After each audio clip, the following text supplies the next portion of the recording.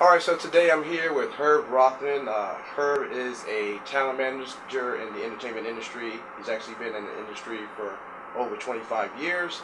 He's had people working on almost every major television show, feature films, print ads, you name it. So we'd like to welcome to the show today, Herb Rothman. How you doing today, Herb? Great, Chris. Thank you for inviting me. So you have an office here in New York City, and you have actors and talent that work on, again, almost every major television network, feature films. You get a lot of people who come into the office or approach you probably on a daily basis about representation. Tell me some of the good, the bad, the ugly things that you see when people are approaching you about representation in the business. Well, when we first started out, we represented all manner of entertainers, starting with children going up to very old people. I used to say that we represent them from the womb to the tomb because I've had pregnant women as well. Um, and over the years, we basically cut down on the children aspect. We have one or two children that we still represent, but as a rule, we like to concentrate on adults. I like to work with newbies, people that are just coming into the industry, some from LaGuardia High School, for example, which is a performing arts school, some from various different colleges around the metropolitan area, and from around the country. We get a lot of people that go to USC and then come to New York and come to our offices. We've had some very interesting experiences. One of the reasons why we stopped representing children was because some of the stage moms were almost impossible to deal with. In fact, I remember having a mother of a 12-year-old, actually try to pimp her daughter on me. It was quite Wait, hold up. Try to pimp her daughter on you. Right. Okay. Okay. It was quite shocking, and I, at that point, basically decided that I don't really need this aggravation or potential aggravation. We had a policy that when we were interviewing a child, the mother or father or guardian had to be in the room at all times. Mm-hmm. And a lot of the times, the mother, who was basically kind of trying to fulfill her dreams through her child, would be standing there and interrupting the questions and trying to tell me, what I should ask her daughter and what her daughter could do or what her son could do. And it just got to be too ridiculous, difficult to work with them. So we cut out children.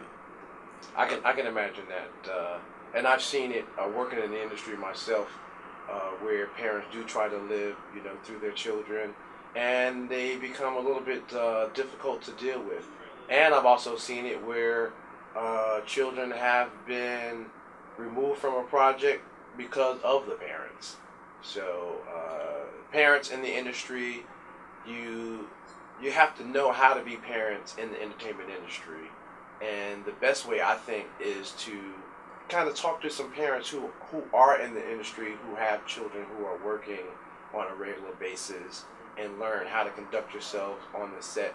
Because my experience is that the parents, you're supposed to be there on set to watch your children, but you should be like very quiet, almost like non-existence. Like they don't really see you there. You don't want to always be in the way and always be, a problem to the production or the director or whatever's going on. Well, the old saying we talk about on set is that adults should be seen, parents should be seen and not heard. And it's true, they do interfere a lot with the director.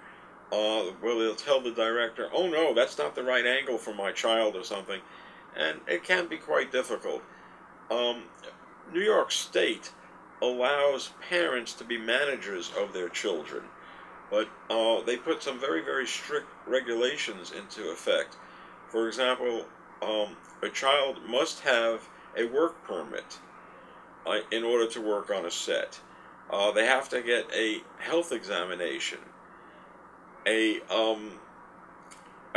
separate bank account has to be set up. It's called a Coogan account, and it was basically because back in Jackie Coogan's day, an old actor, his parents embezzled all his money. So when he turned 18, he figured, oh my God, I must have made $1 million. And in those days, $1 million would be the equivalent of maybe $20 million today. And he had nothing. Mm-hmm. So they put these laws into effect to kind of regulate the amount of money that the parent could take. It's fixed at 10% plus expenses now. So that the parent can, if you made, let's say, $500 on a job as a child, the parent could take $50 and whatever expense. Everything else must go into this Coogan account. So that was a good protection that was set up for the children. Definitely, it is. And it's something important to know if you have a child and you're wanting to get them into the business, then you should go ahead. One of the first things you should do, set up the trust account, get the examinations, and get all the proper paperwork, the work permit for the state of New York or whatever state that you plan on having your child work in. Absolutely. And, you know, over the 25 years that I've been in this business, I've seen some great changes, some really silly changes. I've seen, for example, the photos go from black and white to digital color. Oh, yes. I'd love to talk about that. Let's talk about headshots and photos. I remember there was a transition time where people didn't know, like some casting directors wanted your headshots in black and white, and some of them wanted your headshots in color, and it was like you almost had to, as an actor or performer, you had to have like both sets, color and black and white, until the transition was fully over to digital that was color. about 9 years ago when that took place. And California was the first to start with the color photos, and it migrated to New York after a while. I think it took about 3 years before New York caught on to the everybody wanting the color photos. Also, another thing that I've noticed in the industry, back in the day, if we had a audition for an actor, we would have to send over to the casting director's office headshot and resume of the actor. Well, we were living in New York, where in those days they didn't have free transfers between buses and subways and stuff. So I had to keep on our front desk a giant bowl filled with subway tokens. We used subway tokens back then. Yeah, I remember. Okay, and I had, depending on the day, anywhere from 5 to 10 interns.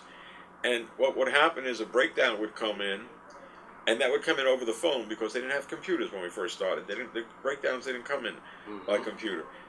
And we would have to prepare a package made up of the headshot and resume of every actor that we were submitting, with a cover letter saying what the role was that they were submitting them for. Wow. Then the package would be taken by an intern, depending on where they were located, where the casting director was located. They would take as many tokens as they needed and run out and deliver it. And this was a constant, steady stream of deliveries going back and forth. I would say, now back in those days, the token was originally 15 cents, and it went up to 25 cents. And we would buy bags of $100 worth of tokens and plop them into this bowl up front. Wow. It was really kind of interesting. It's still better than in Los Angeles, where when you had an audition, you could drive for an hour and a half to get there. Oh, no, it's still like that in Los Angeles. Yeah.